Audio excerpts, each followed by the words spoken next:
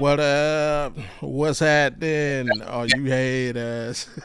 Hey, What get up? You at know it's us. Friday, and if it's Friday, that means it's your chance to be heard on Audible Sports Podcast, where sports meets life and culture. I am half of the world's most dangerous podcast crew. This is Bobby G and Wildcard Mar, but today we are joined by our special guest, our favorite Oklahoman, uh, You know what they Alan call it? Paralez. He's been waiting on his 15 minutes to cut loose on all of us. But before we get to that, just check in with everybody. Marv was good with you. How you doing, bro? Hey Talk to man, us. you know this line. I woke up feeling dangerous. So you know. Hey, I actually kind of brought that all together. Obviously, Baker being a former Cleveland Brown, your squad. You know, What's up, kid? Baker being a former Boomer Sooner. AP. Yeah. Hey, so I brought it all full circle, baby. I brought it all full circle. Mhm. We feeling so. Nah, man, I'm feeling good, feeling great, feeling great, feeling good. For those who don't know about AP, he's one of our dearest podcast brothers, as well as supporter. So I'm just happy that he's in the building, you in the building. We on the right side of 6 feet, and it's Friday, so I can't complain, man. Pleasure to be here. Absolutely, absolutely. AP, how you doing? Real quick before we get into what we got to get into. Isn't it great to be alive on a Friday night in Oklahoma or what? Yes, That sir. it Well, is. That it is. necessarily Yeah. Oklahoma. I will say this: the first time I went to Oklahoma, the red clay tripped me the fuck out. I was like, "There's red. What's going on?" No, And I knew about the red dirt from Alabama. They got that down there too. That man, don't wear your new shoes down there, man. Don't do it. It's Don't just do up. it. Yeah. we got a little bit of everything here. Got a little bit of a savannah. Got a little bit of dead grass and hope, and red dirt and a little bit of everything. A little bit of everything. All right, all right, all right. And for the rest of y'all, man, if you've been with us, you know what I'm about to say. Go ahead and follow the directions on your screen. Hit that like button, subscribe if you're new, turn notifications on so you know the next time that we're here and you can be heard. It's every Friday, Yes, sir. 7 Eastern, 6 Central, 4 Pacific. So I went Yeah, ahead and threw that in there, you know. yeah, yeah. Like that. Because if you don't, we're going to send somebody to pay you a visit about 2, 3 in the morning. La la And, la la la la la la I can't say what she's capable of. But, la. She Hey, should take you out with the fresh linen in the background. it's crazy. It's so crazy. yeah, just go ahead and hit the like button. That's all I ask. Got a good one for you. Got a good one. Like I say it's right here, man. The big thing we're gonna talk about is people always talking about conspiracy theories and this and that. Matter of fact, for the finals, we had a bunch of them. But now we got some tangible proof. Mm, Collusion in the NFL, and we're gonna talk about it. mm. Do a quick recap of the NBA draft. Over the past 2 nights, young men have realized their fantasies of becoming professional basketball players. So, show our love and shouts out to all the gentlemen who were selected, and even those who weren't selected but were picked up as undrafted free agents. And even those who weren't picked up, but may continue their careers overseas. Shout out to all the gentlemen in that. And of course, we're gonna lead this thing off. We're going to give Alan his time. But before we do that, y'all know what we do, man. Shout outs and honorable mentions. More, you got anybody you want to shout out for getting to the really good stuff? Man, I just want to, like you said, all the draftees who didn't get, unfortunately, didn't get drafted, all that got drafted, but still was able to get picked up by a team. Man, shout out to y'all. You got a dream fulfilled over the last 48 hours. And for those who, weren't able to get picked up yet, hey, man, keep your head up, keep grinding, keep pushing. It's not a no forever. It just means a no for now, and that's temporary. So you never know when that no could turn into a yes. Just stay rooted in your craft. Stay at it. Just keep at it, man. Persistence pays off. So I definitely want to shout out all those gentlemen out, young gentlemen who was able to get drafted, get on the team, and those who didn't, because I'm pretty sure you had high hopes. Didn't get your name called, didn't get a phone call to join the squad. But hey, man, journey's not over, man. Don't give up. Don't give up. Keep pushing, man. A fat lady ain't singing yet, so it ain't over. All right, it ain't over. Absolutely, absolutely. AP, got anybody want to shout out before we get into the good stuff? Oklahoma City Thunder. Well, I was gonna say, shout out to Oklahoma City itself for the turnout on Tuesday morning. Over 700,000 people showed up, and I know Nice. a lot of people are probably thinking that's not much, but for a city like Oklahoma City, that's basically everybody in the city. Let's just call it what it is. Everybody, everybody in the city, everybody in the state showed up to watch that parade, to congratulate the Thunder. This is how diehard Oklahoma City fans are. They'll stay up till 3 a.m, wait in the airport terminal for the team to come back, and cheer them on as they're coming through. They'll flock out in droves and what have you. And I think even the NBA realized that even before we got the team, which is a big part of why we got the Supersonics. Also, shout out to the city of Seattle. I know this is hard for you guys to deal with right now, but I never looked at it that way. Yeah. But hey, I'm willing to bury the hatchet if you guys are. So, of course you're ready to bury the hatchet, man. Right. You're the one that got the chip. Hey! At least I'm not Jay. All right. At least I'm not Jay. Let's let bygones be bygones. Hey, this is crazy. At least until they get a team again, and once they get a team again, then you're dead to me. Oh man. That's wild. For me, I'm gonna start my shout outs with man, shout out to Charleston White. Hey. With one whole eye, put a beat down on one of them Island boys. I didn't take the time to learn which one it was. One of them Island boys. Hey, Man made that boy quit. Yeah, shout out to Charleston getting it done. Hey, shout out to on a serious note, shout out to Faith Kipyegon. If you're unfamiliar with her, she attempted to become the first woman to run a sub 4-minute mile. Almost did too. She almost did. She broke her own personal record, which I think is 4:07. She ran at 4:06. Didn't quite get there, but hey, man, she's not far off, and I'm definitely a believer that she will get the job done. And if not her, I'm damn sure positive we'll have a female break that record in the near future. And I want to send a shout out to the Detroit Lions. Why, you ask? I know. I was like, where's this going?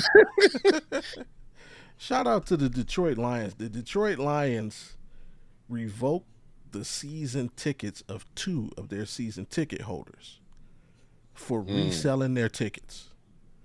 I love it. It's hard enough to go to for people who can even afford to go to a game in the first place, it's hard enough to get tickets. And now you got people that just buy up the tickets and then don't even use them. So the Detroit Lions saw that these guys had a record of selling their season tickets, so they took them from them and gave them to somebody else. I like it. I'm a fan of that. If you're not going to use it, as a matter of fact, one of the guys that they took him from, he didn't even live in Detroit. Literally went to like one game a year. So yeah, man. Both of the guys are clearly upset and talking about, oh, well, I might not be a Lions fan, but like you ain't a fan in the first place. Just off of my own personal knowledge, He had no I play. follow a gentleman. Yeah, I follow a gentleman on Twitter. He calls himself Cleveland Brown Spider Man. This dude goes to all 17 games. Mm, Uh, all 17, home and away. mm. So it's guys like that deserve the tickets. I was Like, gonna come on, say man. we are very close to a Tennessee Titans season ticket holder. Shout out to Mr. First Down. Absolutely, yeah. It's there every Sunday in support. Like, so, hey, shout out to the Lions for righting that wrong, and I don't give a damn if them dudes is pissed, man. You should have been there. That's just what it is. You can Also be one mad all last you shout want to. out. I'll say one last shout out for me. Shout out to Texas State, officially going into the Pac-12 in 2 years or next year, I should say. Is the Pac-12 even still a thing? Would that be a It will third be. team in there? Oh, yeah. No, Well, they're nine. They're gonna have 9 teams next year. They have 9 teams next year. yeah, I next made year. a joke. I made a joke that they're basically should be called Pac State because it's all the Yeah, state. it's It's Oregon all the State. state. It's eight. It's 8 state teams and Gonzaga.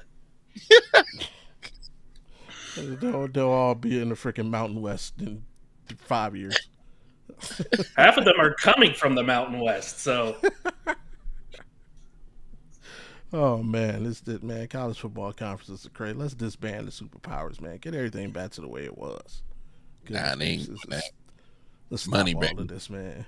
Money, baby. Stop Come all on, this. man. They ain't doing that. It's money, baby. come on. I miss beating up on Oklahoma State every year. Yeah. All right. Yeah. I Now, said no more of that. the NBA season has concluded. A champion has been crowned, and it is at this time. I'm just gonna wipe my hands and turn the microphone over to Mr. Allen Paralez. Hey, it's been a long time coming, man. The floor is yours, sir. I mean, 17 years, right? This team got moved, controversially from Seattle 17 years ago, 2007. Um, how did it happen? Starbucks, their owner was the owner of Starbucks at the time. He wanted a new stadium. The city Seattle said no. We like what we have. Problem was that the arena that they had was starting to run down a little bit, and didn't want to make reservations, didn't want to get a new arena and stuff like that. So the owner was like, okay, in that case, I'm just going to sell the team. And the group of oil brokers from Oklahoma ended up buying the team, which the NBA was going to be like, if had expansion happened, they probably would have given Oklahoma City a team anyway. But because of everything going on in Seattle, it just expedited the process. And also, not to make light of tragedy, but Hurricane Katrina also played a part in it as well. We had the Hornets for 3 years, and it allowed the NBA to see, Oklahoma City is actually a city that can not only draw viewership for us, it could draw money for us. So that kind of expedited the process of we're moving the Supersonics to Oklahoma City. And then, of course, you had Kevin Durant, who came in the year before the move. I believe the team's first official pick was Russell Westbrook in 2008. So he's been with the team ever since. This is like a second home to him. He's a big part of the new arena that's getting built in Oklahoma City here in a couple of years. He's helping with the planning and the what have you, the entertainment part of it. James Harden a couple of years later. They had that, the big three that they had in 2012.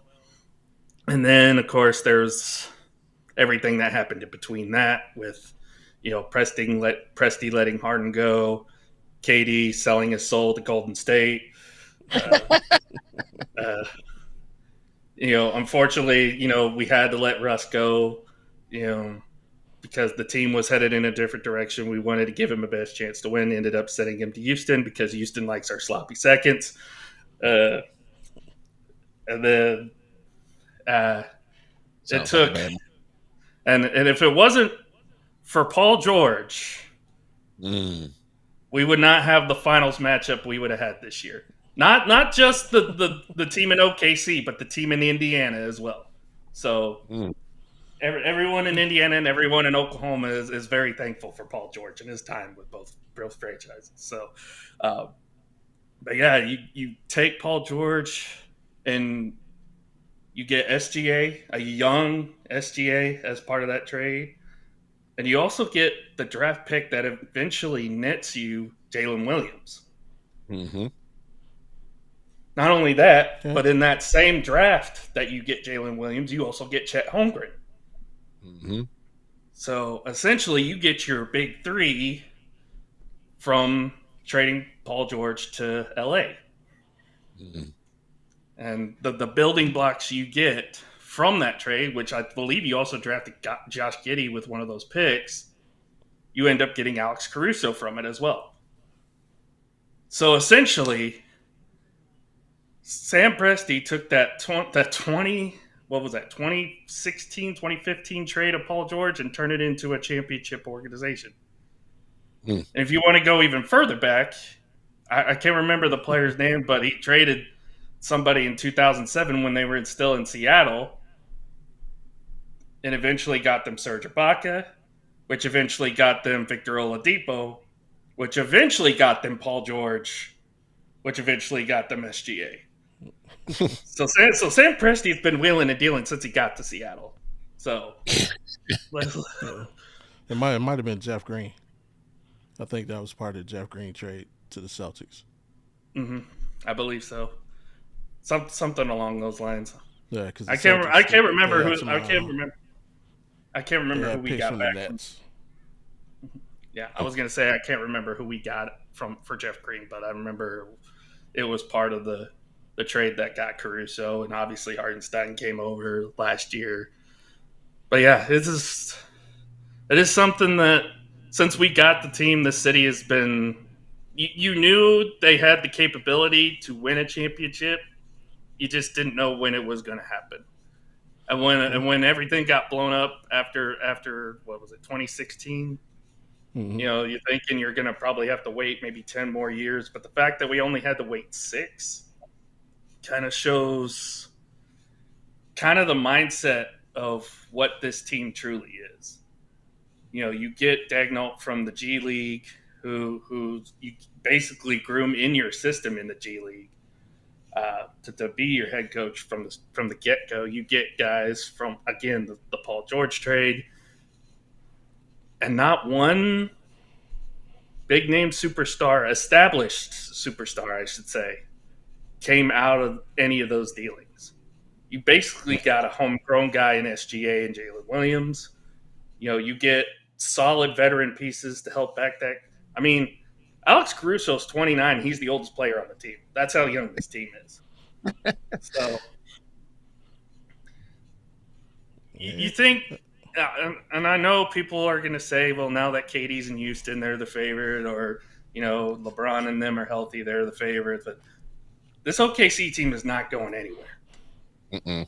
Especially with the style of basketball that they play that nobody else does other than maybe Cleveland. This team ain't going nowhere.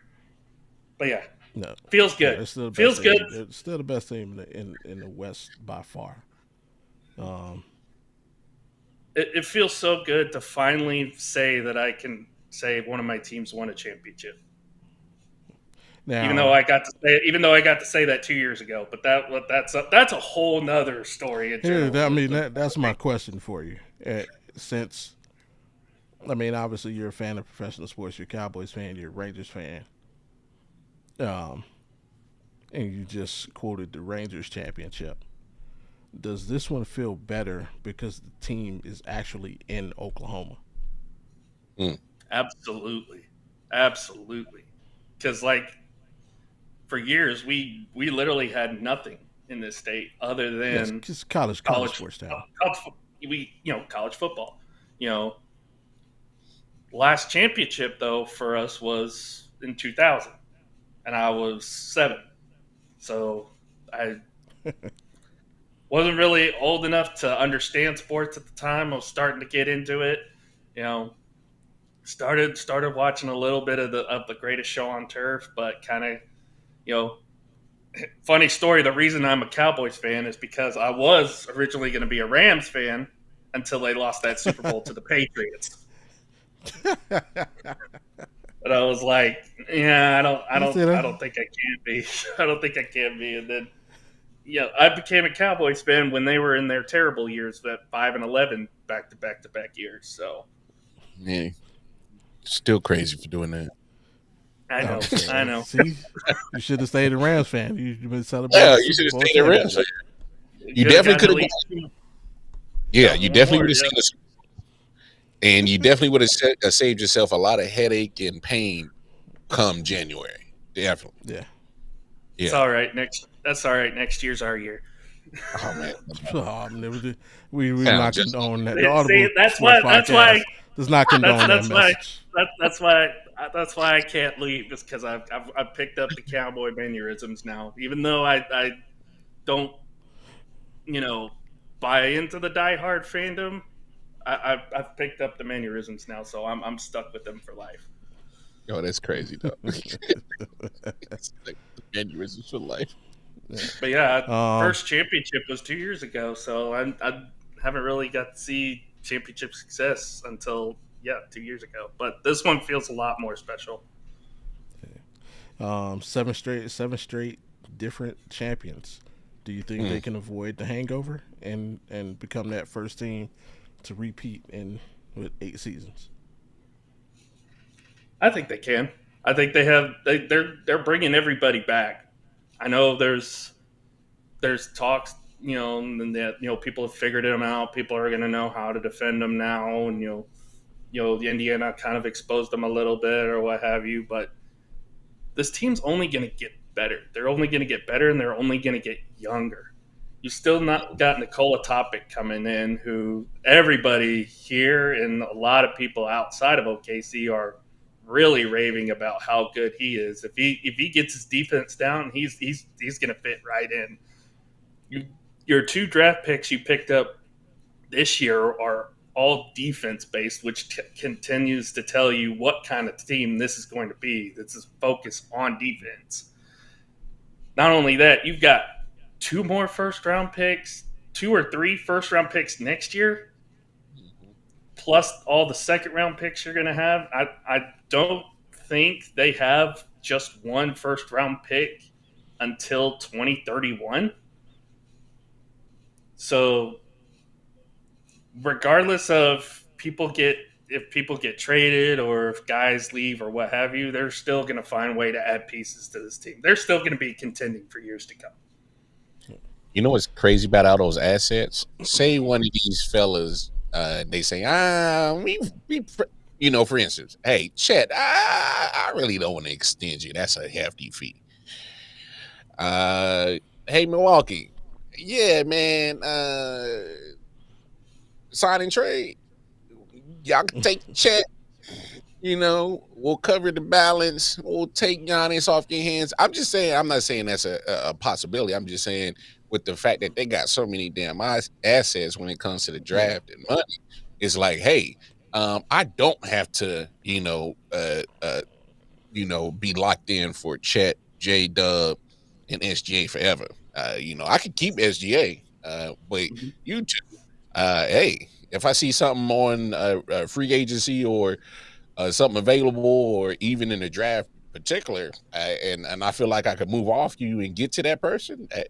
We see Sam Presti ain't scared to move off no talent. He ain't scared.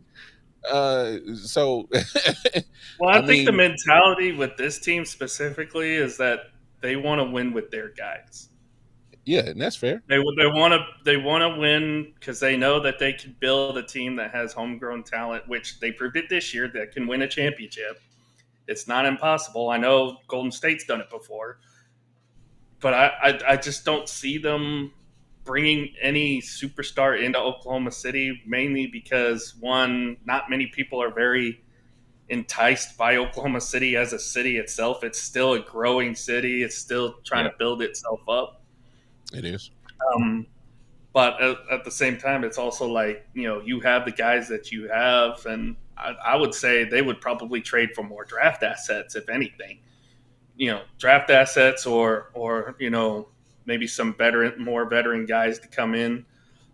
The one exception, that I see them bringing back is Russell Westbrook as like a Hmm. one year, last year retirement type of deal. I If they don't if hate they know if he's planning on like retiring at the end of the year or something like that, I could see him coming back to OKC for one final run. I Just actually don't just hate because just because people in the city and the organization would love to see Russell Westbrook get a championship ring. Yeah, I actually don't hate that. Hmm. I've come to uh, and over the last I say last 6 or 7 years, I came Hmm. to have a better appreciation for Russ than what I had before. And so like right now, I with Russ's way his style of play, um, coming off that bench and putting on that roster, that's actually kind of nasty because like it's not like the guy is slowing down. Well, because Russ isn't showing signs of slowing down, and he's still No. showing that he's still the same aggressive attack type of player. And I'm like, Hmm. that attitude with this squad, it's nasty. So that'd be crazy. I can't even lie, bro. Yes, sir. Yes, sir. Here's the thing: your second team backcourt would then be Russell Westbrook, Casey Wallace, and who's the other guy I'm thinking of? Caruso. Well, I mean Caruso. If he's not starting, yeah, you still got Caruso. But I mean, yeah, that's still really good as a bench. Ain't enough minutes, man. Let's cut it out. Ain't enough minutes. Russ, go on Not about for your Russ. business, man. He said, "Come on, your business." Go on about your business, Here's man. here's the thing, though. Russ would only do that for OKC, though, because it's essentially the team that raised him. So Fair. that would be the only team that he would cut his minutes for, would be OKC. Yes, I like Russ back in OKC, but he won't like it because Dorton Caruso getting those minutes. Yeah, Mhm. facts. And shout out to Man Down Sports. Had But a chance to again, connect with the him only for all the team, Bucks. the only team he would cut down those minutes for would be OKC. Okay, but how? As he, Yeah, Alan, don't think that hometown discount is that favorable, bro. Yeah. Like, hey, because if there's somebody offering him, hey man, we'll give you 30 minutes and we'll give you 40 million a year, y'all price right out that Russell sweepstakes. So y'all ain't getting too much of a hometown discount. There's gonna be people that still gonna see. Here's the problem. I like your take. The problem is that Russell Westbrook still has value for his age. There's gonna be people that still wants to add him to their team. I think Mm. Denver. I think Denver would be a fool to let him walk out the building. Uh, that's just me. I was upset as the Lakers how they did it him. That's why I was really. That's what really changed my mind on Russell Westbrook was seeing my own team had a talent that was actually helping them, and the way that they treated him, I was like, hold up, this guy wants to win. Like, what are we doing?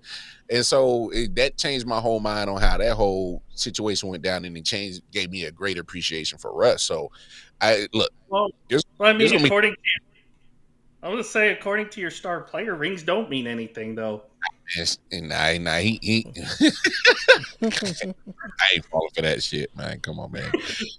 And he needed podcast content, bro. He doesn't podcast like us. He's like, man, we got to talk about something, Steve.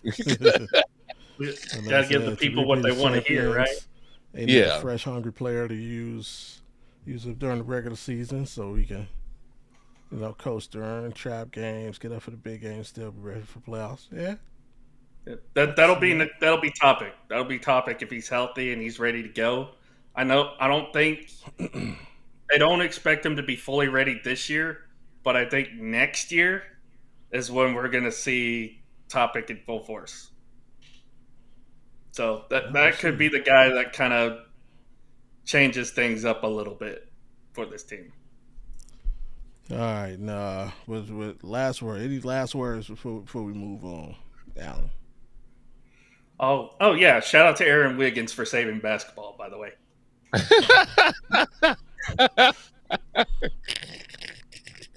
I can't. Uh, that was a great speech that he gave at the parade too. By the way, if you haven't seen it, definitely go watch it. will do, will do. But hey, speaking of the youth movement, big youth movement over the last couple of days, man. The NBA draft. Uh, big Coop. I think we suspected for the last 2 years that he was going to be number one, and he was. That's out of the way. Let's see. Man, it says is topic like when the Kings added Turkaloo. I love Hmm. Turkey. Yeah, Turkaloo was a player when he first came, man. You know what's crazy? Like, I think people forget about Hito Turkoglu's part with those Kings when they was having them dominant teams, bro. Yeah, They was giving them Lakers fits, bro. Giving the Spurs fits. They was giving that West fits. I would say he's more like Peja. Now I'm not saying game wise, but remember Hmm. Peja had to develop a couple years, and then remember when Webb and them left, Peja took Hmm. over. Oh yeah, and then it So yeah, came his spot. Yeah, yeah. So I mean, I think Give that's him what another they're hoping. dynamic shooter for sure. Give him another dynamic shooter for sure. Yeah, I think they're hoping Topic allows them to get rid of somebody. That's what I think. Because these you aprons gotta ain't make nothing to play with. well, you gotta make more. You gotta make room for somebody. That's what I'm saying. If Topic becomes a player, he's gonna make somebody expendable. Probably more Mm, than likely Chet. More than likely Chet. I'm telling you, man. Yeah. Hey, don't be surprised if Chet be up out of here soon, man. I'm just saying. Yeah. I mean, it's not his fault. It's just the money. It's the money. No, That's all it yeah. is. Well, you can't pay everybody. Yeah. You just can't.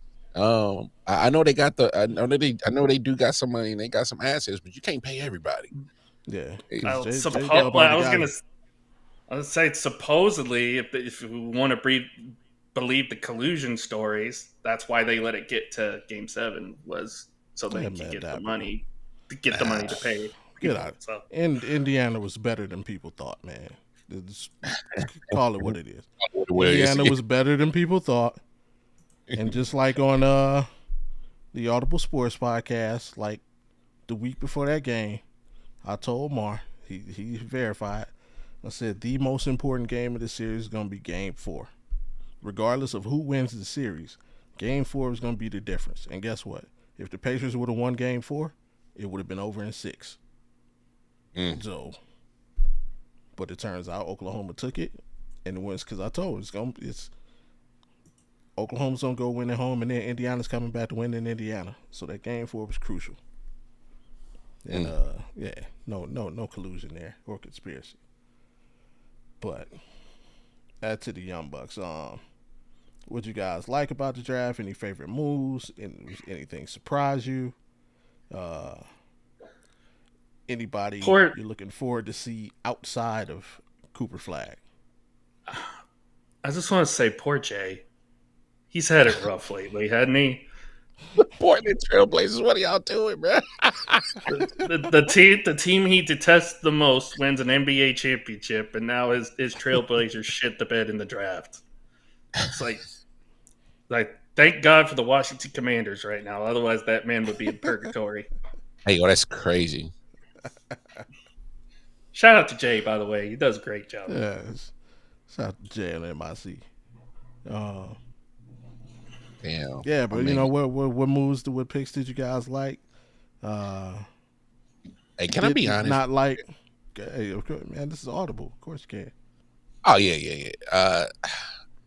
I see that the ESPN and NBA got this little partnership trying to make the draft and important and big and production wise, and they're putting emphasis in it like the NFL. But me personally, I just couldn't get into the NBA draft, and here's why: I don't know past the lottery picks. I don't know what the talents are past Ace Bailey, I was kind of like, and that's probably my ignorance, and I'll take that. Fair. But like, and you look at it, but you also kind of look at, just where's your stars at in the NBA draft? I remember that in the NBA draft where even if you didn't watch college basketball on a regular basis, you're like, oh man, this draft about to be loaded. Just listen to the names in this joint. Like, it's just for me, I'm kind of losing that same sizzle. And maybe that's what kind of has kind of deterred me from getting, I guess, invested into the NBA draft. Like I said, that's my ignorance. But is even if I was a casual basketball fan, back in the days, you would hear, you're like, oh man, so and so, and man, it's about 8, 9, 10 players deep in this draft. Man, I know these names like crazy. I heard them on ESPN. I'm just, for me. Maybe it's just I don't know. Maybe it's an influx of a lot of European players.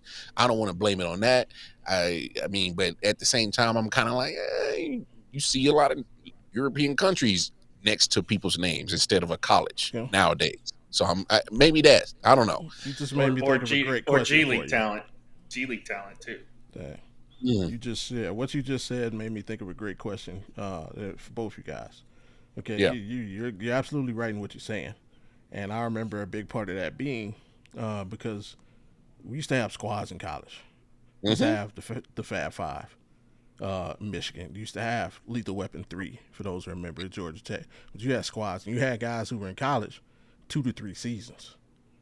Now, my question is, because of the money these guys can make in NIL, do you see guys passing up the NBA to make a few extra dollars in college, and therefore giving you that name recognition because they're going to be playing in college a little bit longer than they normally would? So do you see that NIL kind of rejuvenating that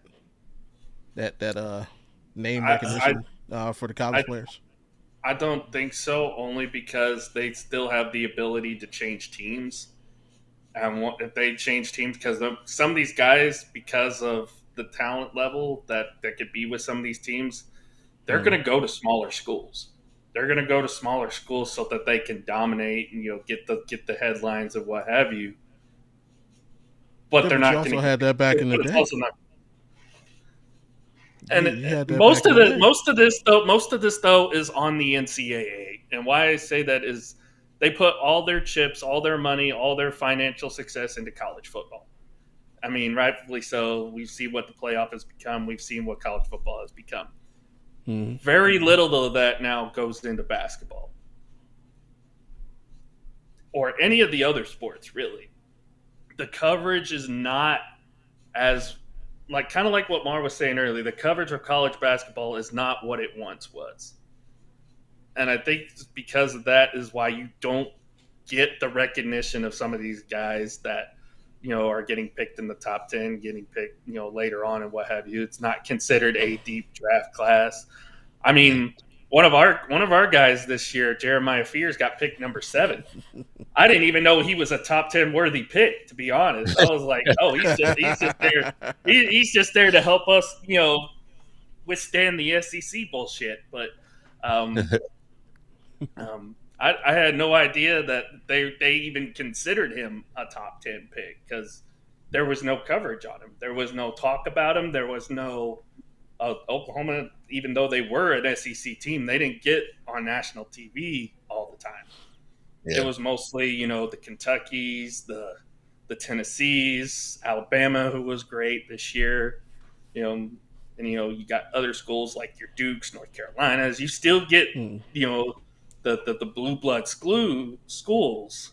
Yeah. But the coverage is not what it once was back in the day.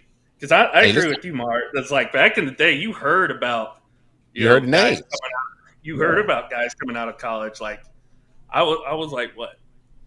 Not even 10 years old. I still remember Carmelo Anthony in Syracuse. How dominant he was there. You hear stories. Yeah. And I think I think this really started with the one and dones, in my opinion, even though you still had the star power for the one and dones. But adding on top the NIL and the lack of coverage, I think that's kind of diminished the game of college basketball as a whole. Yeah. I mean, I just think the talent is spread out, or opportunities to show that you got the talent. Obviously, you can go to college, you can get your NIL money, and if I'm making good NIL money, say I'm making 5-6 million a year, and I'm 19, 18, up to 21, 22 years old, I'm in no rush to get to the NBA. So I wouldn't mind sticking around 4 years. I'm in no rush. I can only imagine what I would be doing at 18, 19, 20, 21 years old, pocket full of money, and just imagine the trouble I can get into. I'll let y'all imagine that. But I know what I would do. But still, I'm in no rush to the NBA. There's the overtime league. I don't know if it's still operating, but there was a league, the overtime league. They would pay you. You can still go overseas. Where the Brandon Jennings route. He went overseas. It made his name, and then the NBA literally was begging him to come to the NBA because it's like, oh, you killing it overseas. Blase. Most players go from NBA to the European league overseas, but he went the opposite way. It's kind of like you got so many different avenues as an 18, 19, 20-year-old to make money playing basketball. There's really no rush to even go to school, even go to college. Because you can go to NCAA and get NIL money, but you still gotta go to school. Some of these, I'm just saying, there's some cats like, hey man, bump school, man. I just want to hoop, bro. Like, I just want to hoop. So, whatever gets me to the NBA, so I can just hoop, then by all means. And I don't know, man. And then it's just one of those things where, with the money that you can make, and obviously you're not going to make that type of money off gate as a rookie. You're not getting to those max contracts off gate. You got to sit for at least 4 or 5 years before you start getting that max money like that. And unless you like a real recognizable name, you're not guaranteed to even get those endorsement deals and shit popping. So it's kind of like, hey man, let me chill out. Even if I go the college route, let me get 4 years, get all the NIL money, market myself like a crazy animal. And before I even get to the NBA, I ain't even got to dribble a basketball, but I'm probably like well known more than half your league. So it's just so many things that I think kind of plays a part in the NBA draft for me. That's kind of just losing a luster. But so yeah, man. Past 5, I was like, I don't even know I have had these cats. So Ace Bailey was about it for me. I was like, Dad, I recognize him. That's about it for me. So yeah, man, it's just different times, man. But I get what ESPN and the NBA are trying to do with the draft. It's just, I just think there's so many opposing factors that are just really killing your buzz factor. Yeah, and it's also like the star players at star positions as well. It's like, Cooper Flagg, for example. What is he? Guard, forward? He's a 3. Around He's a wing. He's a 3. He's a wing. Yeah. I mean, they're considering him maybe a future face of the league potentially. Maybe that's why there's so much hype around him. And other than that and Ace Bailey, there's really many coverage on any of these guys outside of those two. Whereas like in the NFL, we're also talking about the best center in the draft, much less quarterback, wide receiver, what have you. We're also talking about we're giving the big guys some love. So. I think it's a marketing thing, really, for the NBA too. I think. Yeah, but for Cooper, he's kind of different, and I don't mean that the talent. I think he caught lightning in a bottle, so to speak. Like, remember, he was known, but he really took off during those Team USA practices. That's what put him over the top, and everybody was like, "Oh, no, this kid can play." And the fact that I don't think a lot of people know, he should be starting college right now. Remember, he classed up. Oh yeah, he did reclassify. Yeah, he reclassified. He should be in his freshman year of college right now. He played his freshman year of college, which should have been his senior year of high school. Right. So when he was killing that Team USA, he was like Yeah. a sophomore. He was like coming out of his sophomore year of high school. That was a baby, dog. That was a baby. Right. So Yeah. like he's a little bit different, and his buzz came differently. When you look at like just take like the past couple of number ones, like Anthony Edwards didn't have a lot of buzz coming out of college, but once it got to that time, like draft combine and stuff, he pulled away as the clear cut number one. Same thing with Chet Holmgren. You know, there was kind of battle. There are about 3 or 4 guys battling to be the number one overall pick, and then look at it. Most people thought it was going to be Chet, and then Orlando pulls the rug and takes Paolo. The NBA's thanking God for that one. Absolutely, because that boy would have been on OKC. Jeez Louise. My goodness, thank you. You talk about not one, not two, not three. Hey, Paolo on that squad right now is nasty work, bro. Yeah. That's nasty. Now that would be a roster that would be able to compete with the KD Warriors. That'd be a fun matchup. But yeah, so Wiseman was supposed to be a lock, didn't end up going number one. Melo, potential. Lonzo had potential. Or Markel, who was the number one. We know what happened to him. So there was not a lot of buzz around none of these guys, and I don't know what could have changed that for any of them. The most hyped draft pick over the last, the only draft pick who really had hype, who was supposed to go number one and went number one, is Zion. Wemby. I throw Wemby. Okay, yeah, Wemby and Zion. But that's like 2 out of the last how many? 2 out of the last 15. Yeah, got the hype and then also went number one. Yeah. Like, so, and that's only really because they're both freaks in nature. Like Zion's hyper athletic and Wemby is a just freaking alien. Yeah, so. But hey, we'll see what the NIL can do. Let's see. Shout out there all the young men that were drafted. There 2 more things on the draft though. Do you guys have an issue with Ace Bailey's strategy or his team's strategy and how they handled the draft situation? I kind of talked about it on my own podcast. I was looking at it differently. I was kind of looking at it like Ace Bailey was kind of really feeling himself like, hey man, I'm like that. I'm looking at the rest of his talent pool. I'm definitely going lottery. So I ain't working out. I no, honestly, I think it came from and like I said, this is just me assuming. I don't know Ace. I didn't hear anything that him or his team dropped.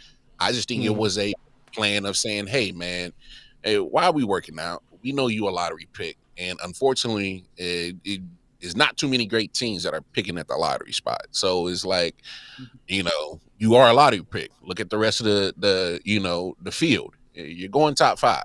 And he still went top 5. Did he want to go to Utah? Probably not. But if you look at it basketball-wise, it's really not a bad spot for him to land if he can focus on the basketball part, and not get caught up on, oh, man, I'm in Utah. But honestly, Utah is beautiful. And them Mormon women might change your mind, pimp, if you do it right. I'm just trying to let you know. But no, I don't hate his strategy. It's just, it's unorthodox. So people are going to poke holes and nitpick at it because he didn't follow the norm. He didn't do the traditional, just work out and do what the teams tell you to do. And, don't give no pushback. He went outside the box.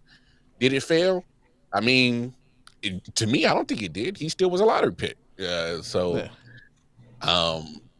No, I didn't have no issue with it at all. I just think people are going to look at it that type of way because it's unorthodox. They're going to be like, oh, you didn't follow the norm. Boo this man. And it's like, boo this man. It's like, you off with his head. Yeah, off with his head. Like, you don't always have to fall for the norm and do the norm. I'm not going to say it was bad advice. I just think it's unorthodox. It didn't hurt him. So I What mean, about you, eh? I mean, to bring back the other leagues point again, we see this in the NFL all the time, where guys sit out training camp, sit out the combine and Um, what have you. They still go yeah, top five. So exactly. to me, it's not even an issue. It's just you don't. It's a player that either is trying to somewhat get out of a certain city, maybe, but it's also the fact that we had 8 Achilles injuries this year in the NBA. Guys want to stay Mm-hmm. healthy. They want to be healthy going into the season, and I get why nobody works out with that. So it's like I don't have an issue with it. At the same time, it's also like if you don't work out and you're not in shape and you're not ready to go, you're more likely to get injured as well. So it's a double-edged sword in that regard. But I mean, we see people do it in other leagues. Why can't the NBA be the same? Hey, real quick, fellas, help me with this. Mm-hmm. So Ace Bailey doesn't want to work out. Say he does work out. He gets hurt in that workout process. Mm-hmm. Is it safe to assume his draft stock is probably affected? Is it safe to assume that his position and all that, even the start to his NBA career could potentially be, affected? I'm not saying it will, but potentially. It's possible. Let's say it's possible. Yeah. It's possible, but it shouldn't be, in my opinion, because we've seen guys get hurt early on in their careers, and then It still Well, gets not pre-draft. they still Not pre-draft. not like pre-draft or anything, but Yeah. but yeah, we've seen guys get hurt before and still have great production. I mean, perfect example. Look at Chet last year. Chet got hurt early on in the season. He still went number 2. He got hurt trying to chase down LeBron in a summer league. Summer league. Not even summer league. He's like pro-am. Drew League, some old And Drew they- League. They were like, they shut that down real quick too. They're like, yeah, we're gonna need you for next year, so you sit the fuck down, young man. Yeah.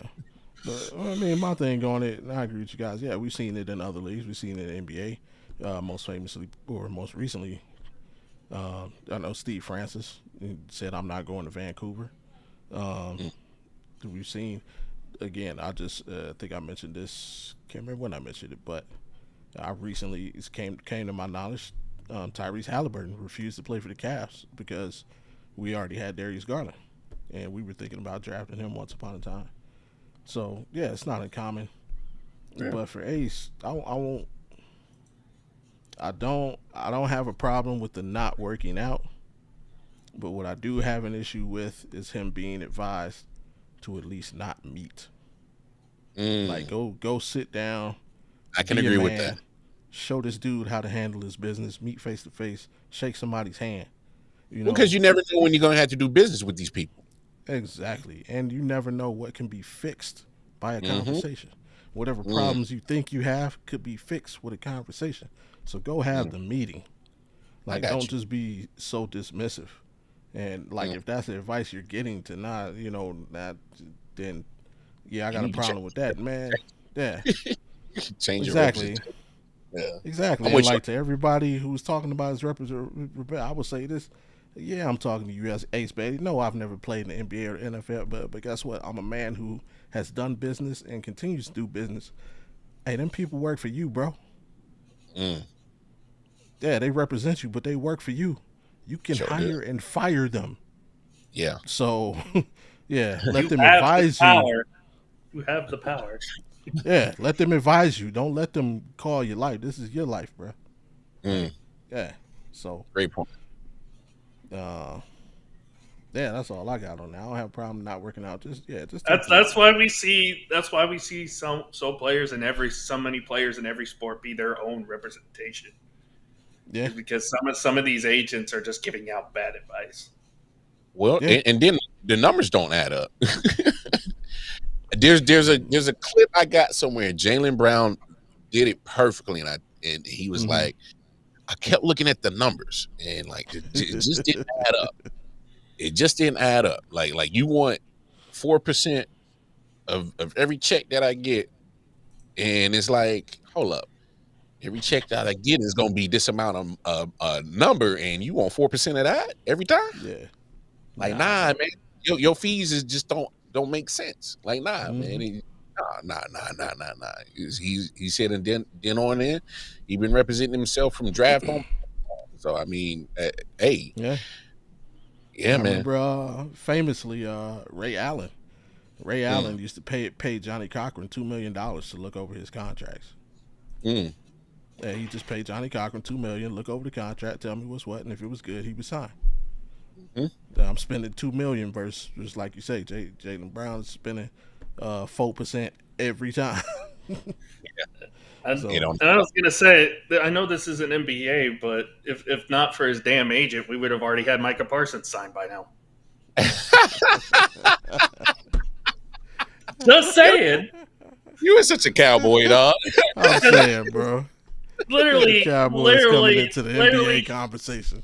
Literally, him and Jerry had a verbal agreement on a contract, but his agent looked at the paperwork and basically tore it up and said, "No, we're not accepting this." Such a cowboy.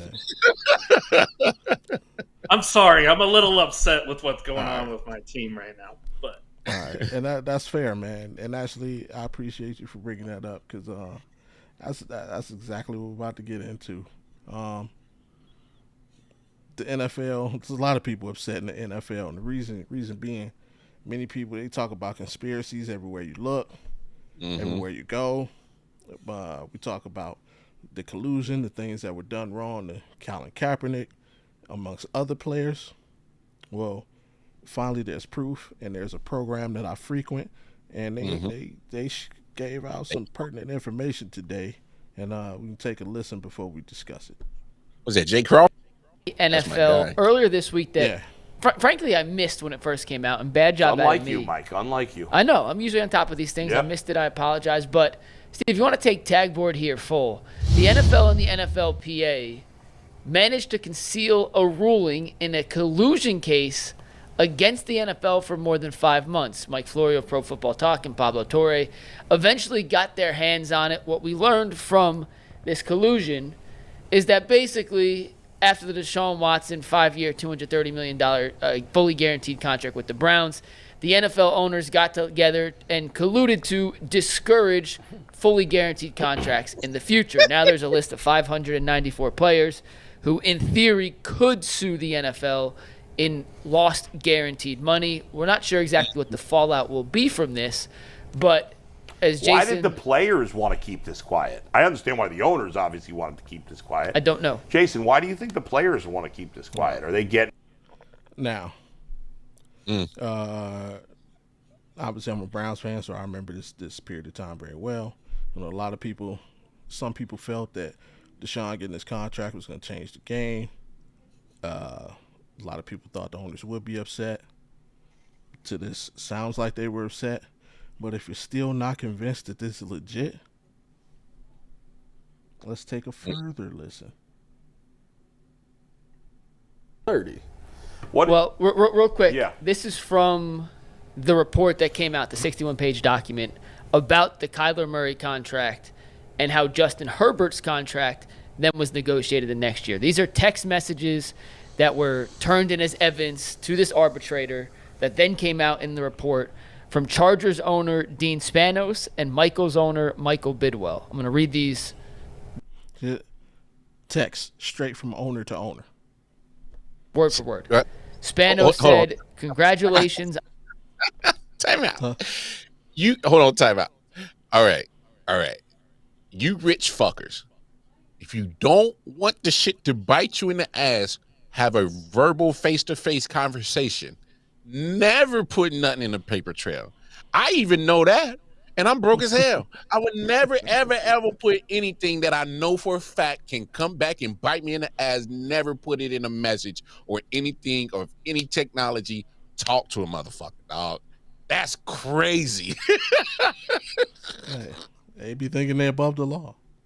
You dumbass. But, hey, we got another thing. We got another thing to blame Spanos for now.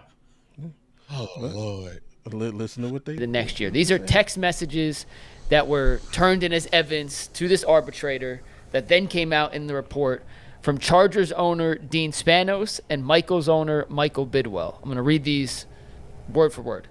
Spanos said, "Congratulations on signing Murray." Bidwell said, "Thanks, Dino. These quarterback deals are expensive, but we limited the fully guaranteed money and have some pretty good language. Thankfully, we have a quarterback that's worth paying." Spanos said, Nope. "Your deal helps us pay for our quarterback next year. Thank you." Bidwell, "I think many teams will be happy with it once they have a chance to review. Cleveland really screwed things up, but I resolved to keep the guaranteed money relatively low." End conversation. Smoking gun just sitting right I there. think our deal, other owners would be happy with the way we set up our deal. And your quarterback should be easier to sign next year. That's collusion 101, bro. All right, so for the grand scheme of the conversation, all right? Yet I still have the highest paid quarterback in the league, but whatever. It's not Which like may help them get away with it. It's not like as sports fans we didn't know this, that owners colluded. I just think as human beings, you know that rich people get together, they talk. All right? And they're going to have pretty much similar conversations because they have almost similar lifestyles. They own a walking money, a printing money in an NFL team. They all got the same problem. All right. Mm-hmm. And so my thing is it just took something to actually prove it. So NFL owners, y'all ain't slick, and obviously because y'all texting this, y'all not clearly smart. So it's like this was the first time that we've probably seen actual evidence of them colluding.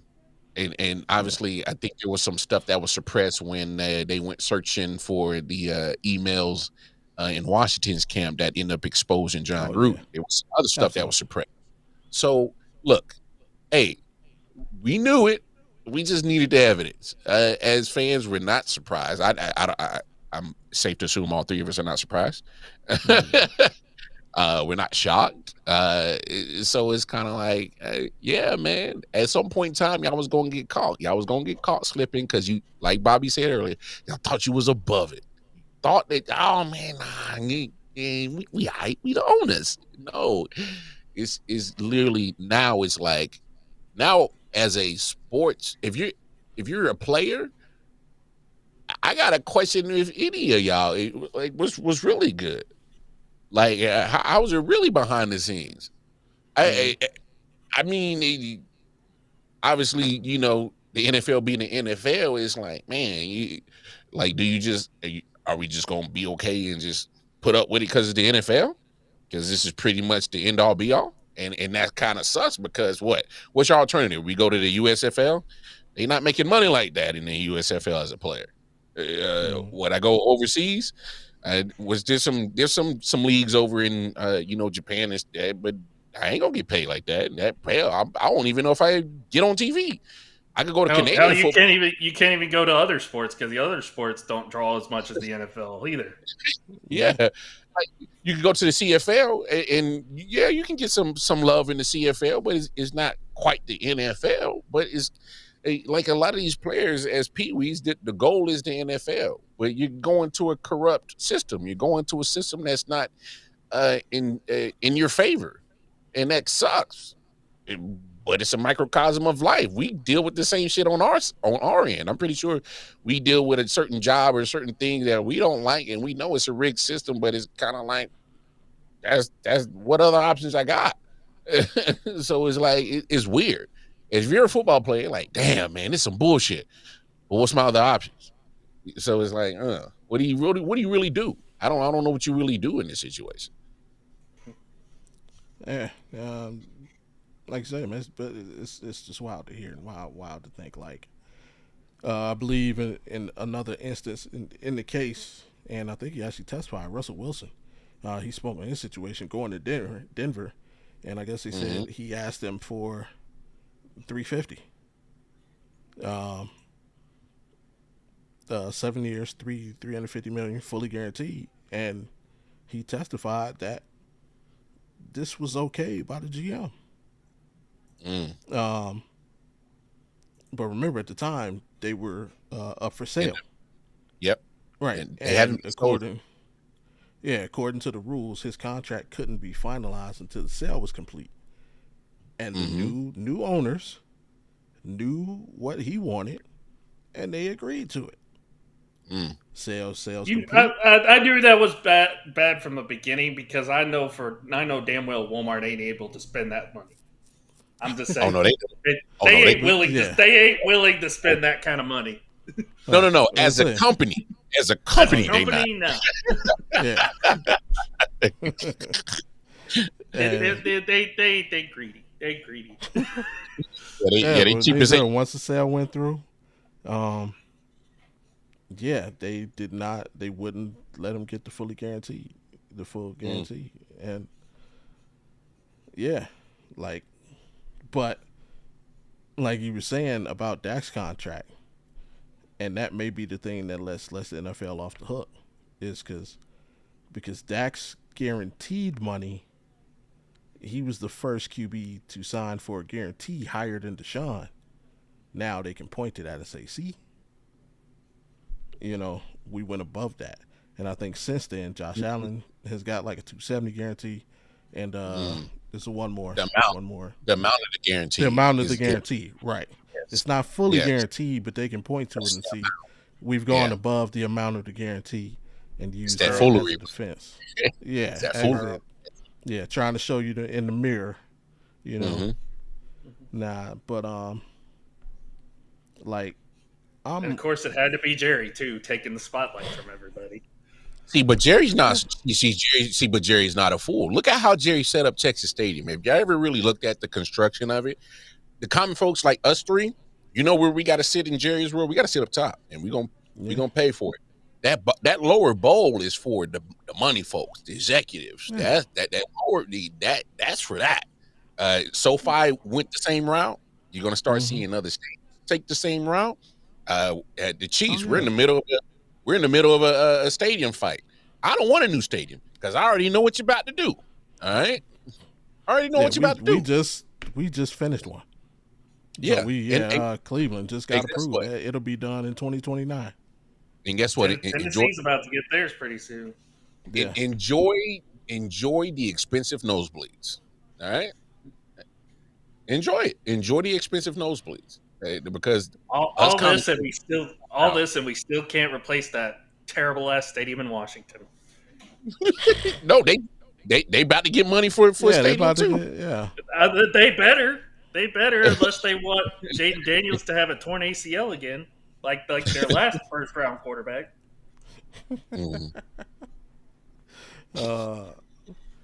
But players.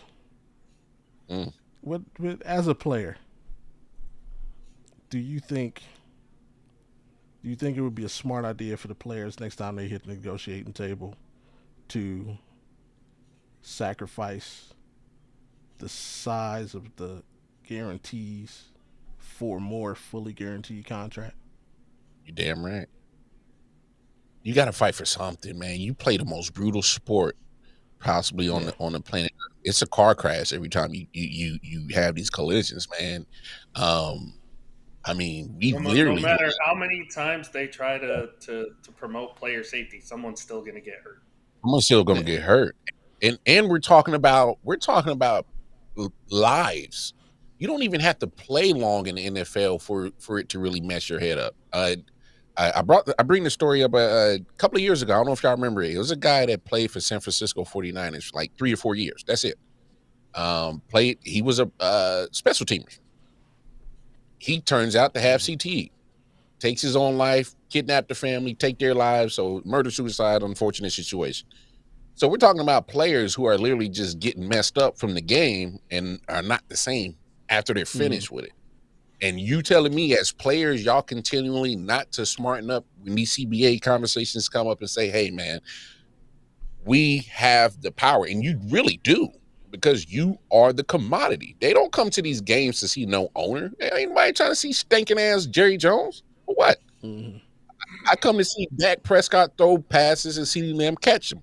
I came to see Michael Parsons tackle. I came to see Myles Garrett do what he do. I came to see Patrick Mahomes. The players are the content. They are the commodity. And the moment that they all realize that and actually come together, because for me, the biggest problem I've seen with the players, and I can't back this up with any facts. I'm just, basing it off of observations of what I'm seeing, how players, interact and what's available to us.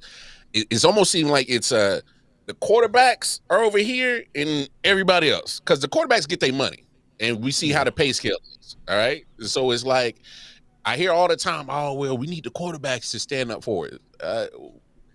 Yeah, I understand what you're saying, but no, what you should do as players in general, come together and say, when you come to these CBAs, every time they come up, and I think they got another one coming up in a couple of years, they need to already be on a court together right now on, hey, what are we seeing right now in the league that we absolutely don't like? Like, I don't know if people notice, some of those fines is almost equivalent to somebody's yearly earnings. Oh yeah, yeah. And it's over some of the most stupidest shit in the world. You could wear the wrong socks and get fined $10,000. It's crazy. So it's like, if I'm a player, hey man, we are a commodity. Like, I get it, y'all are the financiers, but we are the content. Without us, what do you got? Y'all just a whole bunch of old, motherfuckers up there with just a whole bunch of money. That what is that going to sell you? So it's kind of like, yeah, man, I get frustrated with the players because I'm looking at y'all like, smarten up, like y'all are the content. I mean, you are the commodity. You got the power, and you should use it to your fullest of leverage, because Jerry Jones ain't going out there to block, tackle, catch, nothing. All right. So not it's anymore, like, Yate. yeah, but even back in his heydays, he wasn't that good to make it to the league.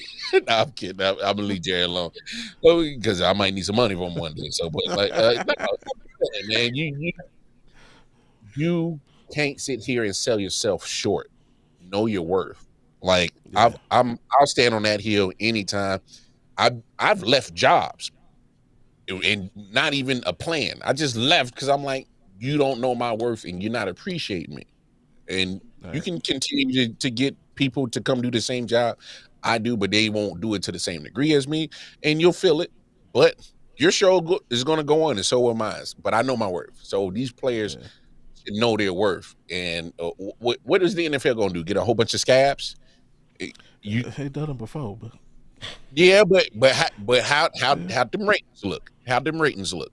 And especially how the NFL is big on ratings and viewership and how it affects the bottom. They ain't bringing in no scabs. Like I'm so glad you said that, and I'm so mad at the same time, because you're gonna make me do something I don't want to do, and you're going to make me agree with Cam Newton. Oh Lord, I agree with everything you said. I know Cam Newton probably made the most valid point he's ever made in his life when kind of discussing this subject one time. Like, I don't know much about hockey, so I can't speak on that. Baseball players, we know they'll strike. They'll go home.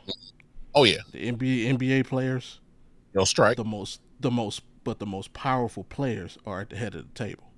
Like the president was Chris Paul, prime Chris Paul.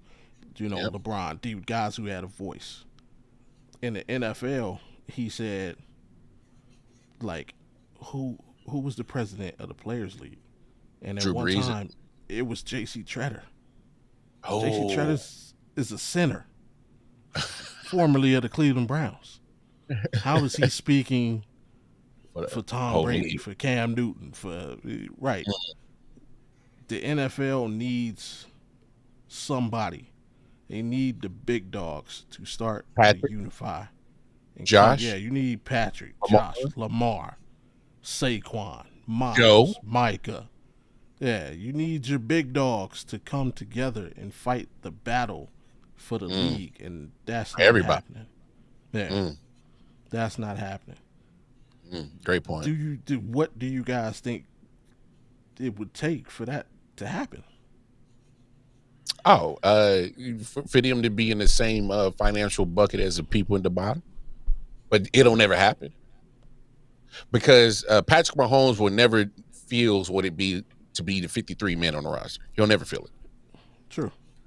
And that's unfortunate because in this aspect is unfortunate because he's not going to understand how the NFL treats number 53 instead of number 1.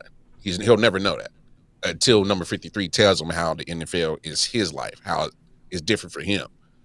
I mean, to me, the best experience is being in somebody else's shoes, and unfortunately, there'll never be a NFL day that Patrick's going to be 53. So you can only convey it to him how his impact affects number 53, and hopefully he has a conscience and says, "Oh, I understand. Let's make something happen." But until then,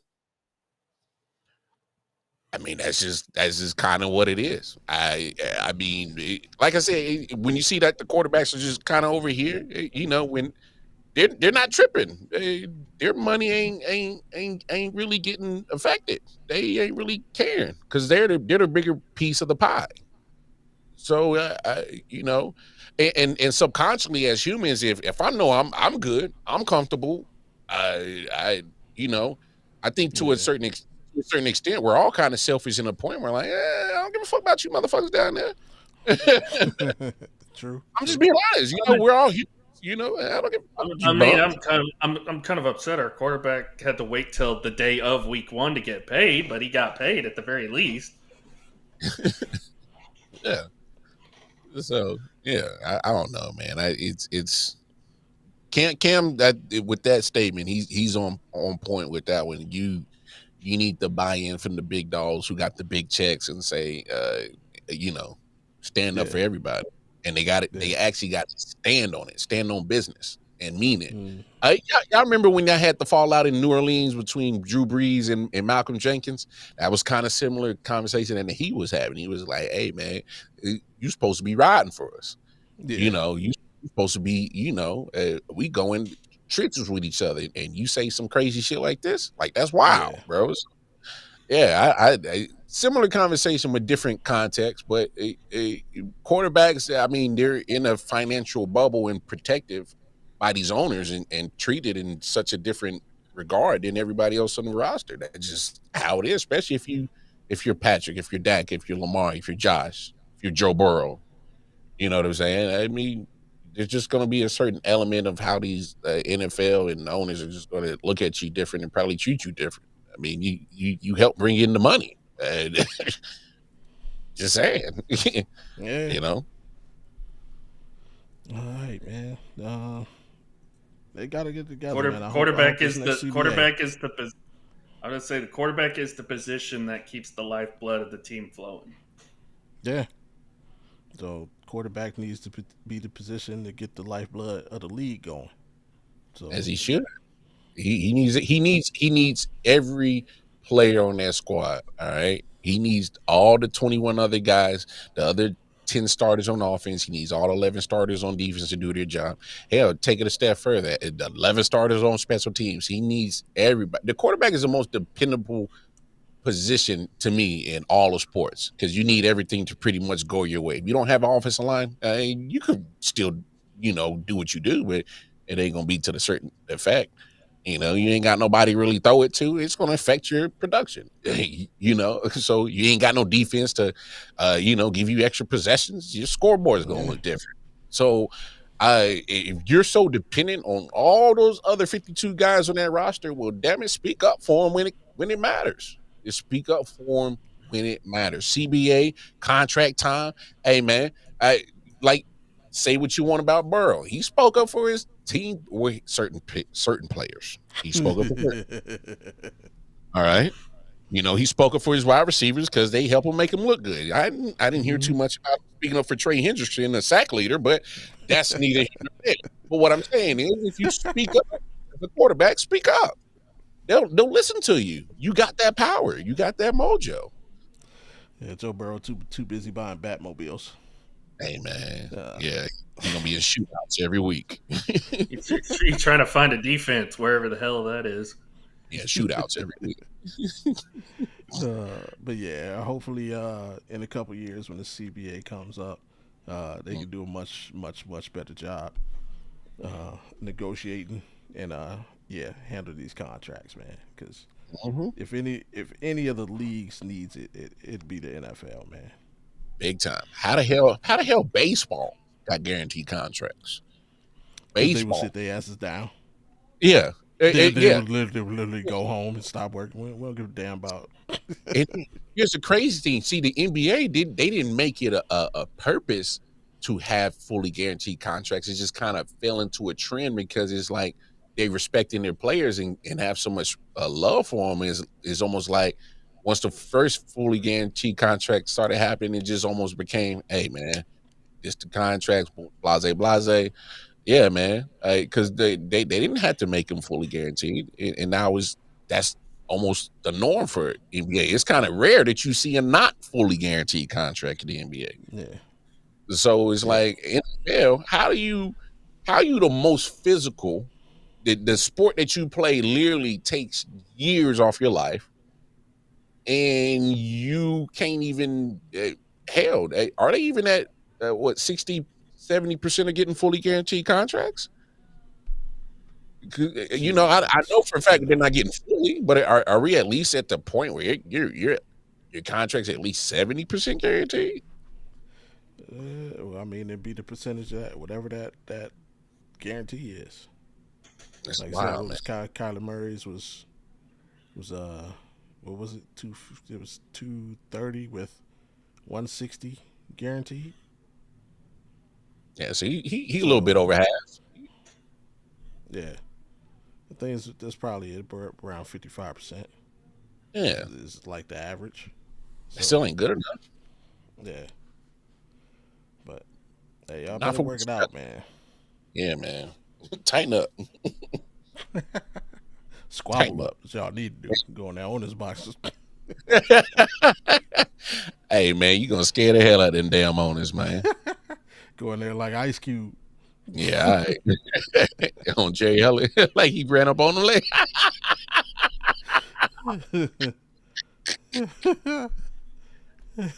Oh, that's wild, Uh, bro. Man, y'all know what it is. If y'all been with us, y'all know what time of day it is. It's time for us to do our mental check in with each other. We try to enthuse all of our brothers. Check in with your man, especially in the black community. We don't talk to each other enough. We talk about bullshit, but we don't talk about what's real. And we need to do more talking about that. Uh, so I'll pose to my brother them three famous questions. Hey man, what stresses are you dealing with lately? What have you done to eliminate those stresses? And what do you need from me to help you get through? Hey, man. I know last week I was kind of like, man, I don't know where I'm going with life, but it's just Hmm.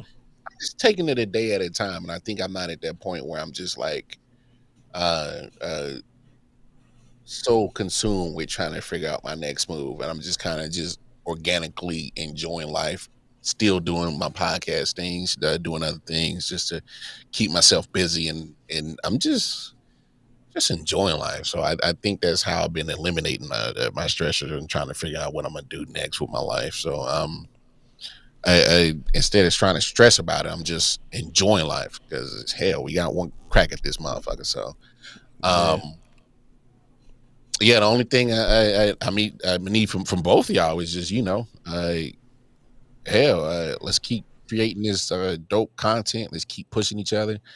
We all got separate projects. Let's keep pushing each other. If there's something that we seeing the other person do, like, hey man, I kind of like that.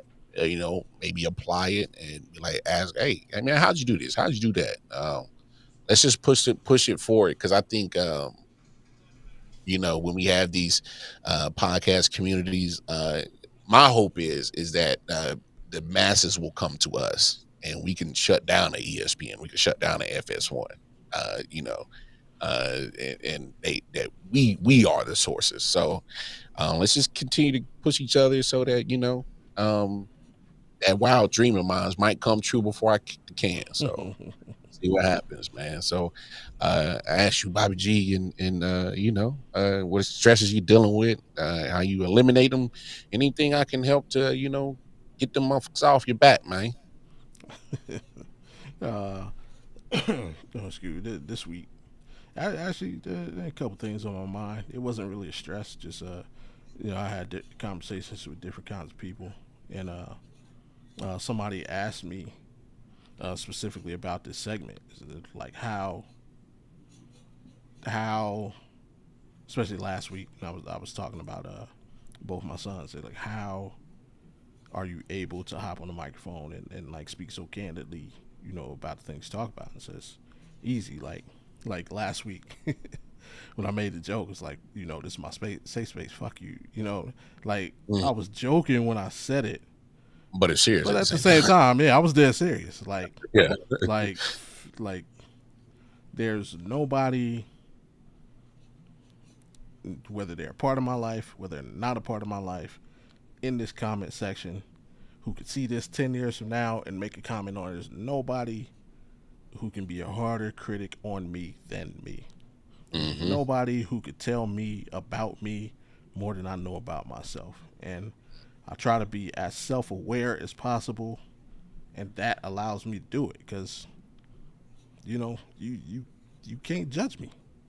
Mm-hmm. And whatever you say literally doesn't affect me because you either don't know me, and if you know me, you know exactly why I'm doing the things I do and why I say the things I say.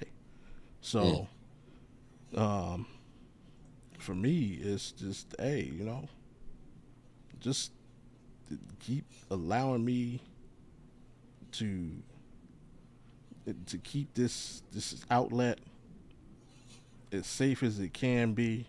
Not for me, not even for you, Mar. Like, we've opened this door for everybody.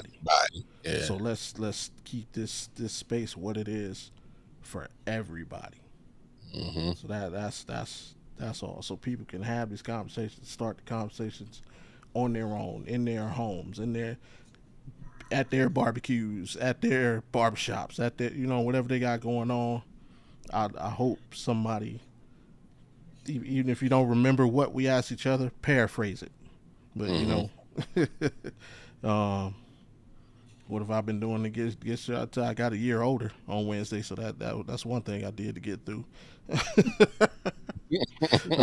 Birthday was Wednesday. Nice. I got to listen to Michael Jackson all day because unfortunately Michael Jackson decided to pass away on my birthday, so it's no longer my birthday. It's the day that Michael Jackson died. It should be behind you, bro. Yeah. You got one coming up as well too. It's a couple weeks, right? Yeah, man.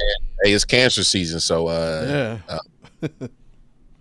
know Bobby just had his happy belated auntie, same day, right? Yeah. Yep. So happy belated to auntie. Matter of fact, auntie, where you at? She ain't feeling well. Okay. Sending that healing energy her way. All right. Well, that makes sense. We're gonna send some healing energy towards auntie because I was like, hold up, I ain't seen auntie. So. But yeah, man. My youngest, she's the 10th, and so then I'm the 13th. So we got a couple of cancers in the house. So yeah, man. There you go. Yeah, cancer season, baby. Yeah. And that was it. Yeah. What y'all can do to help me get there again. You kind of hit it right on the head, man. Hey, each one teach one, man. Let's not only check in with each other, let's big up each other, support each other. Whether it be letting each other know what ideas help us, or pitching it. Hey, man, maybe recommend. Hey, Mar, you should try doing this. Alan, try doing that. Again, as individuals, yeah, we're nothing to the Giants, but if we come together as a community, yeah, we can compete with these networks. Remember, it wasn't the giant networks that carried America through the pandemic. Okay. It was the content creators who carried America.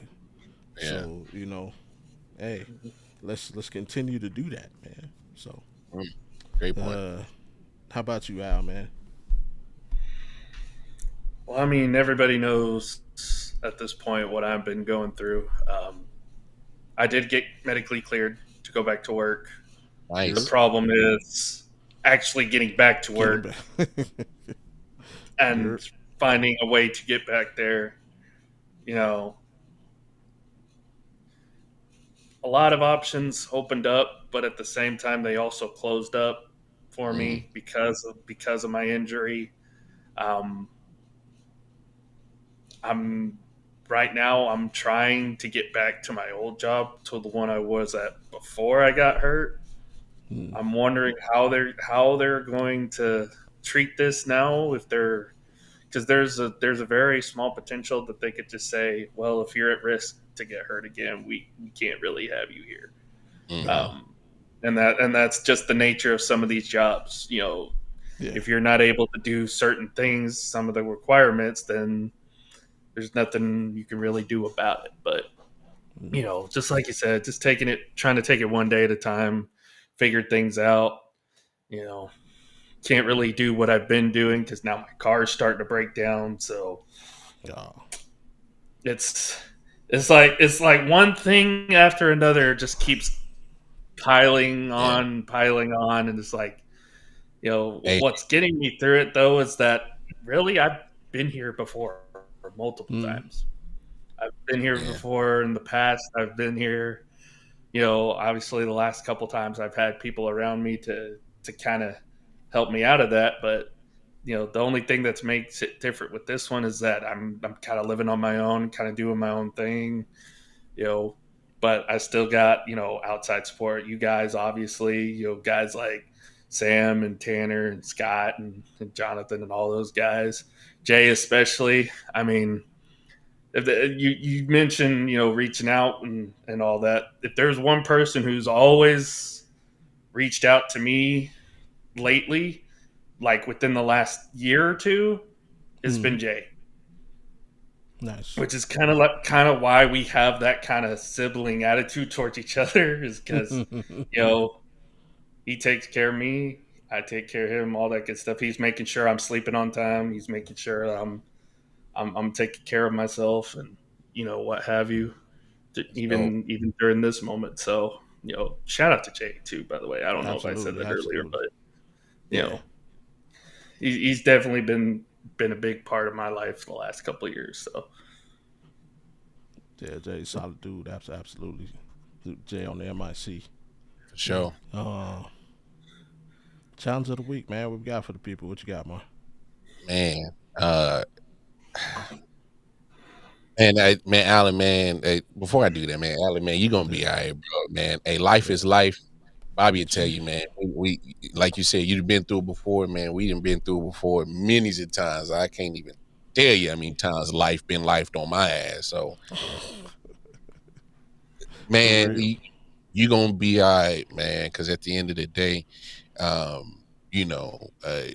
your resiliency is gonna come through and show up and show out, and it's gonna show you what you're made of. And it's done it before, and and that's the good thing about resiliency is unconditional. It's no condition to it.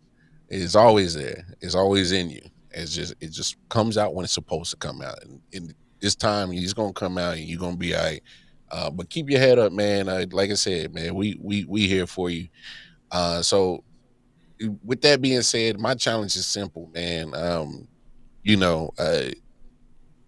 Nobody's, a Bill Gates rich, so ain't nobody say you guys sit up here and help each other out financially, but help your people out. You see them suffering, whatever you can provide them, whether it's a meal, a conversation, an ear, time, man, go lend something to somebody who just needs it right now, because that little whatever you provide for them might help them out that little dark cloud, and you don't even know it might have saved them from that dark cloud. So something so minute and simple, small, could actually be something great and big for somebody that's dealing with something at this point in time. So just provide whatever you can for somebody in need, whatever it is. It just don't have to be monetarily. It can be, like I said, anything that can help them through. So just do that, For me, kind of along the same lines, man. Don't bypass the small things, whether it be something beneficial or whether you think it'd be something detrimental. Like don't bypass the small things. Don't let a molehill turn into a mountain on you. And don't dismiss something just because you think it may not matter to you now. So for this week, just pay attention to the small things and go with them if you can. You got a challenge out. And one more thing. What I want to do, I actually want to say at the beginning of the show, and I forgot. Y'all know I'm from Cleveland, born and raised in Cleveland. I live in Las Vegas right now, but this week, there was a fire in a housing development, Garden Valley housing development back in Cleveland. A lot of people displaced, lost their homes. I think it said something like over 40 people, lost their homes and became displaced. So just want to, send that energy out that way. And yeah, shout out to them people. I think they had I forget the name of the program. There's a emergency fire program that came in to help. So yeah, just shout out to them and shout out to everybody, helping that community get through that. But, that's big, man. Yeah. Al, you got a challenge? It's cool if you don't. Say, don't be afraid to do something you might be uncomfortable with. Because you never know. It may turn out to be your new favorite thing.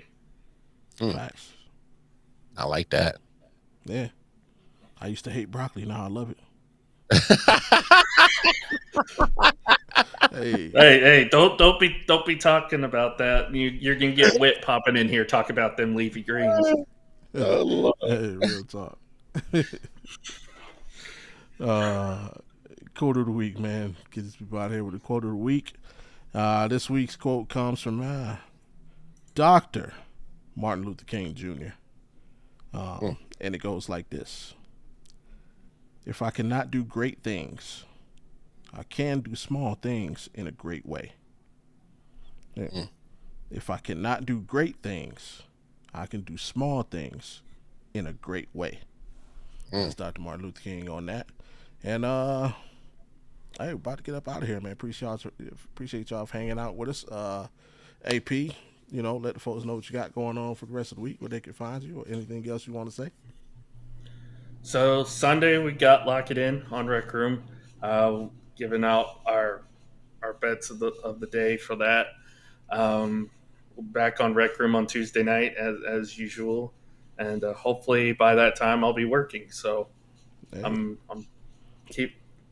keeping the pace going, one day at a time. Yes, sir. Also, we plan on bringing the wrestling show back, I believe, after 4th of July holiday. So awesome. Absolutely. Definitely. Yeah, we need that. Yeah, man. Getting back into it has been fun. I gotta start watching NXT again. Hey, my boys in there making noise. Hey. That big monster. That Jasper. Hey. Jasper Troy. That's my guy, man. Hey, NXT on fire, man. They on fire. That big monster. I hate Booker T. By the way, if you haven't seen it yet, go watch SmackDown from today. It was great. Aside from the camel cutting the power to the entire stadium earlier. Oh wow! Hey, and while we at it, hey, shout out to Rob Van Dam. If you know why I'm saying this, you know why I'm saying. Shout out to Rob Van Dam. I salute that dude in the show, bro. Because you better cut up. I salute Rob Van Dam. You don't know what I'm talking about? Shout out to Maven. Go watch Maven's episode where he apologizes to Rob Van Dam. Hey, RV, I salute you, bro. What you got for the folks when we get out of here, Bar? Hey, man, you know what it is, man. Y'all bring your asses back on here next week, all right? Thursday, Friday. And take care of yourselves. Take care of each other. And we be back. See y'all next week. And for the last time, follow the rest on your screen. Hit that like button. Subscribe if you're new. Turn notifications on so you know the next time that we're here and you can be heard, which is every Friday, 7 Eastern, 6 Central, 4 Pacific. Mm-hmm. And hell, because if you don't, La, we got some company coming your way. La, la, la, la, la, la, la. And, we don't know what she's capable of. We don't want to find out. Hey. At least put the linen will be clean. Absolutely. Yeah, but if she put it over you, you know what that means.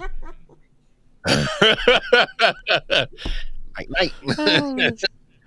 Hey, man, y'all heard it, dude, man. Take care of yourselves and each other. Until next week. Peace. OKC.